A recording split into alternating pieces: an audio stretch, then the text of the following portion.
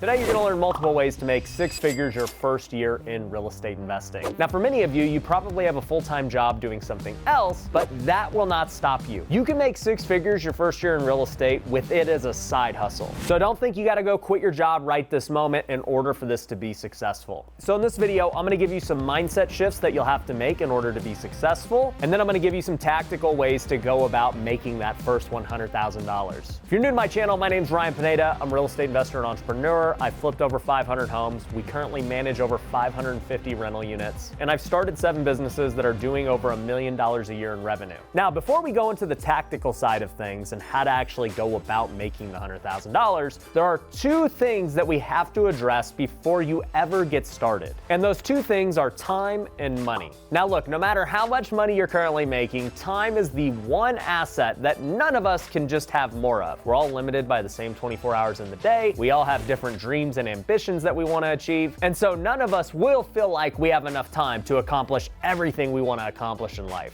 But I'm here to tell you that if real estate is a priority for you, then you can make it happen. For me, I'm 34 years old right now. I'm going on my 10th year of marriage. I've had 2 kids and I have a 3rd on the way. I got to manage all the businesses in real estate that I mentioned before. And I'm constantly sourcing new business deals and new real estate deals. And even with all those things going on, I'm still able to have enough time to do all the things in my life that I want to do. This is essentially what The Wealthy Way is about. It's a book I wrote last year that goes over step by step on different principles for time management, goal setting, and what life is really about. But nonetheless, if you are currently working a 9-to-5 or something similar, then you're gonna have to be really efficient with your time, especially if you don't plan on quitting. On all of the hours outside of work and whatever your other responsibilities are, you are going to have to eat, sleep, and breathe real estate investing. And it first starts with educating yourself. Back in 2015, when I was just getting started flipping, I was listening to podcasts all day, every day. I probably listened to them for 2 to 3 hours a day. At the time, there wasn't TikTok, there wasn't YouTube videos like this, and podcast was really all that we had.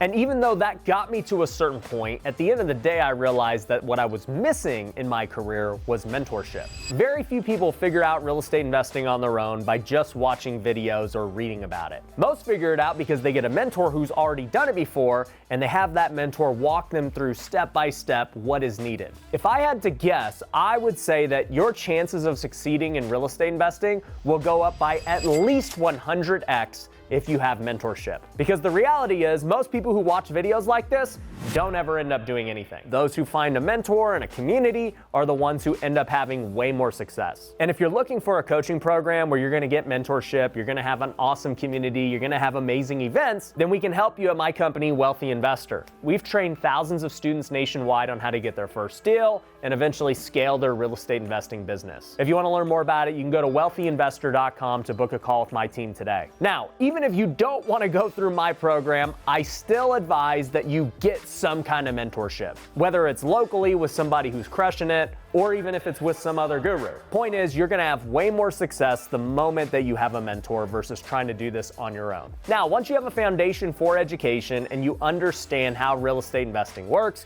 you know how to find deals, you know how to analyze properties, you know how to find money, then you need to start taking action on the education that you're learning. And so when I talked about eat, sleep, and breathe real estate, it's not just for learning. That may be the thing that you're doing the most of in step 1, but once you learn a good amount, then it's time to start taking action and start actually making offers. Start analyzing deals, start visiting properties, start networking and going to events with other investors. Education and learning are still gonna be part of that, but you've got to find that balance between constantly growing in your mindset, but also taking action so you can get results and make money. Eventually, if you keep doing this correctly day in and day out, you'll be able to quit your job and go full-time at real estate investing if that's what you want to do. Now that we've talked about time, let's talk about the other thing that holds people back, which is money. Here's a quick little secret about money. Nobody has enough of it. Right now, you're probably at this point in your life where you're saying, I don't have enough money to buy real estate. I don't have enough money to invest in coaching. But the reality is, none of us have enough money. For me, I want to go buy huge apartment buildings. I don't have all the cash to go do that right now. I want to keep buying more and more businesses. I don't have all the money in the world to buy every business that I want.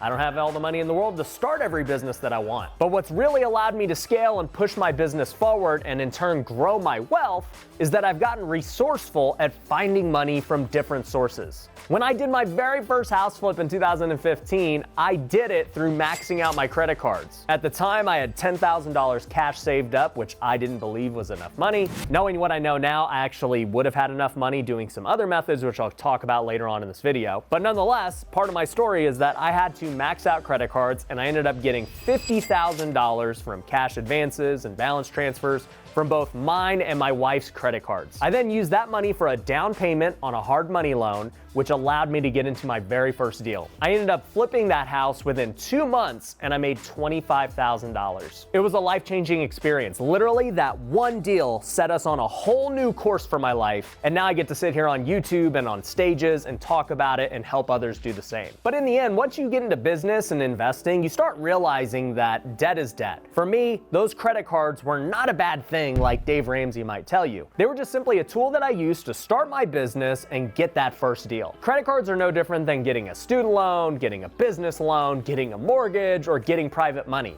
Debt is debt, and it can be good or bad depending on how you use it. For us in real estate investing, debt is an amazing tool that we have available to us so that we can use it to make more money. And even think about it at a high level. Why do businesses go out and raise venture capital? Why do they take investors? Why do they go public on the stock market? It's because they're trying to get capital infusion so that they can grow their business. Typically, as a business grows, you don't have enough money, and so you gotta go figure out how you can get more money to grow the business. This may be when you're starting at zero, like many of you, or it can be when you're trying to grow your company from millions to billions. So just get into the mindset of knowing that debt is going to be something that you take on as an investor or as an entrepreneur. 99% of successful entrepreneurs and investors utilize it. And at the end of the day, I still use all of these tools. I'll use credit cards when I need to. I'll raise private money when I need to. And if you don't know what private money is, I'm about to talk about it here in the next section. And I'll get normal mortgages or high interest hard money loans when I need to. At the end of the day, it's just all part of an equation of whether or not this makes sense for this deal. So now that we're on the same page with time and money, what kind of path should you choose for real estate investing? I think that there are really three main ways that people invest in real estate. The first is through house flipping, the second is through wholesaling, and the third is through buying rental properties. Now, obviously, there's a lot that goes into each of those niches. With rental properties, you can do Airbnb, you can get multifamily. With house flips, you could do mobile homes, condos, single family, the list goes on. But let's talk about it from the big picture point of view of what's gonna get you to $100,000 your first year the fastest. Well, to start off super easy, a long-term rental that's not Airbnb is not gonna get you to 100K anytime soon. In fact, if you're trying to get into real estate full-time and quit your full-time job, you cannot just buy rentals. If you buy a normal long-term rental, you're probably breaking even with today's interest rates, or you might be making a couple $100. That is not gonna help you quit your job anytime soon. You'd literally have to own 50 single-family homes in order to make $100,000 in most cases. So let's take that off the table. What about Airbnb? You can make more cash flow doing that. Well, I'm actually a really big fan of using Airbnb to get started to making $100,000. The cool thing about Airbnb is you don't have to actually buy the home. You can do things like Airbnb arbitrage or co-hosting. Arbitrage is when you're gonna go rent out a property and put it on Airbnb yourself, and then you're going to make the spread between what you'd pay in rent and what you're able to make on Airbnb. Ivan Tejeda, who's our Airbnb coach and wealthy investor, has over 15 of these Airbnb arbitrage properties. He essentially kept leasing new apartments, furnishing them, and then repeating the process over and over again. And in turn, he was able to get to not only six figures, but multiple six figures a year really fast. But you could also do co-hosting, which is going to other investors who own rental properties and saying, hey, let me go put your property on Airbnb and then let's do a profit split. The investor can put up all of the money for the furniture and then you guys work on an agreed upon split. Now, how much an Airbnb can make varies. I know people that average $1,000 a month net profit, and I know others who are making $3,000 or $4,000 a month net profit because of the property. So at the end of the day, you can definitely get there with Airbnb. It just depends on how many houses you're gonna get and what path you wanna go about to get those homes. And by the way, if you're interested in looking into that Airbnb program or any of the other programs that we have that go over flipping, wholesaling, Airbnb, all you have to do is go to wealthyinvestor.com and book a call with the team. Even if you think you don't have the money for coaching, we can help you out. We have payment plans and a whole bunch of other ways to help you get funded so that you can get your education. Now, let's talk about wholesaling, because this is one that I think is a great way for everyone to start. If you have no idea what it is, wholesaling is very similar to flipping houses, except that you don't have to buy the home, fix it up, or wait for it to sell. What you do is you get a really good deal under contract, and then instead of buying it yourself and doing all the things I just mentioned, you're going to just sell the contract to another investor. So to lay this out, let's say you get a property under contract for $300,000, and then you know that me, Ryan, is going to buy it for $320,000. And the reason I'm willing to pay $320,000 is because I know after I fix it up and do everything, I'm gonna sell it for $450,000 and make a good profit. Well, what happens is you're going to assign me the contract for $320,000. I'm then gonna close the deal, $300,000 of which will go to the seller because that's originally what they went under contract for, and then 20 grand is going to the wholesaler the moment that we buy. And then I'm now responsible for fixing it up and relisting it and waiting to get paid from flipping the house. So that being said, wholesaling is an amazing way to get started,